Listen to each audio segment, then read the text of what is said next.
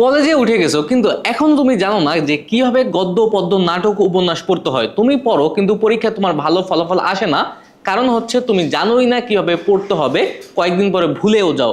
এখন আমি যদি বলি আজকের এই ভিডিওতে আমি তোমাদের বলে দেবো কিভাবে গদ্য পদ্য নাটক উপন্যাস পড়লে একই সাথে তোমার এইচএসসিতে এ প্লাস নিশ্চিত হবে, তার পাশাপাশি অ্যাডমিশনও খুব ভালো ফলাফল করতে পারবে, যেহেতু অ্যাডমিশনে গদ্য পদ্য নাটক উপন্যাস থেকে 100% আসেই, সব জায়গায় আসবে। এখন ফার্স্ট অফ অল আমি বলি গদ্য আর পদ্য কিভাবে পড়বা। গদ্য আর পদ্য সব সময় মনে রাখবা, আগে হচ্ছে লেখক পরিচিতি এবং কবি পরিচিতিটা পড়বা। লেখক পরিচিতি আর কবি পরিচিতি কি সব পড়ার দরকার আছে?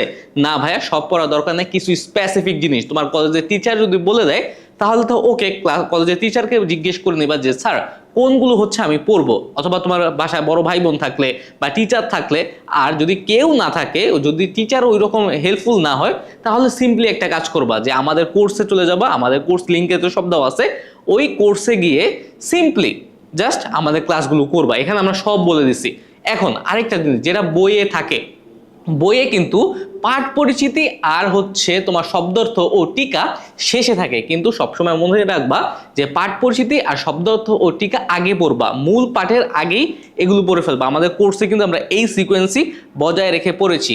কেননা তোমার হচ্ছে তুমি যদি আগে থেকে শব্দার্থ এবং টিকার অর্থ না জানো, তুমি মূল পাঠটা কি ভালোভাবে বুঝতেই পারবা না। এই জন্য আগে হচ্ছে কি তোমরা লেখক পরিচিতির পরে পাঠ পরিচিতিটা পড়ে ফেলবা। পাঠ পরিচিতি খুবই গুরুত্বপূর্ণ ক নাম্বার প্রশ্নের জন্য, গ নাম্বার প্রশ্নের জন্য আর ঘ নাম্বার প্রশ্নের জন্য। আমি সবসময় বলি এটা মুখস্থর মতো করে ফেলবা, গদ্য আর পদ্যের পাঠ পরিচিতি। তারপরে আসি, তারপরে পড়বা হচ্ছে শব্দার্থ আর টিকা। শব্দার্থ আর টিকা যদি ভালোভাবে পড়ো তাহলে তোমার এমসিকিউ তো ভালো একটা স্কোর পাবা।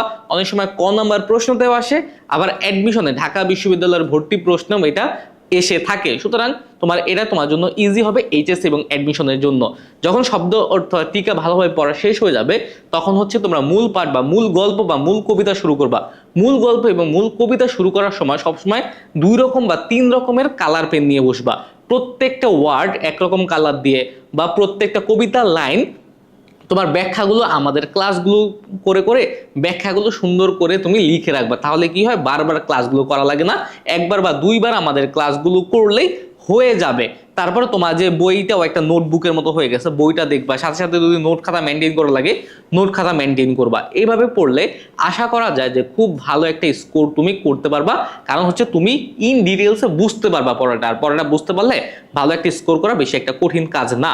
তারপর আসি, তারপরে তুমি কি করবা, তারপর হচ্ছে বিগত কয়েক বছরের এইচএসসি এমসিকিউ সলভ করবা, তারপরে হচ্ছে অ্যাডমিশনের এমসিকিউ সলভ করবা, তারপরে সিকিউ সলভ করবা। সিকিউ বলতে সৃজনশীল প্র্যাকটিস করবে। এতে তোমার টাইম ম্যানেজমেন্টও ঠিক হবে, প্রেজেন্টেশন স্কিলও বাড়বে। এখন তোমাদের একটা প্রশ্ন থাকতে পারে যে ভাইয়া আমি এমসিকিউ এত কই পাবো, আবার আমি অ্যাডমিশনের এমসিকিউ গুলোও কই পাবো। এখন অ্যাডমিশনের এমসিকিউ আর এমসিকিউ আমাদের যে তোমরা হচ্ছে নতুন যারা আমাদের কোর্সে আছো, আমাদের কোর্সে কিন্তু শেষে আমরা ঢাকা বিশ্ববিদ্যালয় এবং অন্যান্য বিশ্ববিদ্যালয়ে বিগত বছর আসা প্রশ্নগুলো সেম এই একাডেমিক ক্লাসের শেষেই আমরা প্র্যাকটিস করিয়ে দিয়েছি। ব্যাকরণিক খুঁটিনুটি বিষয়গুলো আমরা প্র্যাকটিস করেছি, যাতে তোমার এইচএসসিতে এবং অ্যাডমিশনে কোনো সমস্যা না হয়। একই ক্লাস তোমার হচ্ছে অ্যাডমিশন পর্যন্ত যাতে কাজে লাগে এইভাবে। আর যদি সময় একদম না থাকে তোমরা ওগুলো পরে করবা, সমস্যা না। আমাদের কোর্সে তো অ্যাডমিশন ক্লাস তো আছে, প্যারা তো নাই। এবার আসি নাটক এবং উপন্যাসে।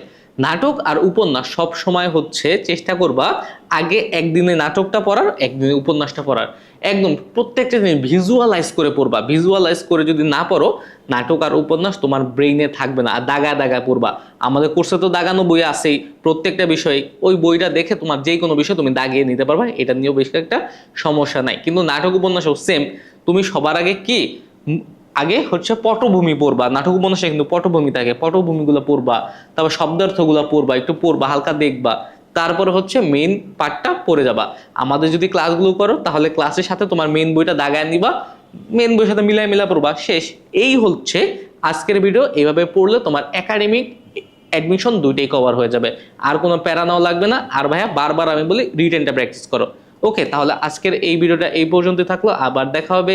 সেই পর্যন্ত সুস্থ থাকো, ভালো থাকো। আসসালামু আলাইকুম।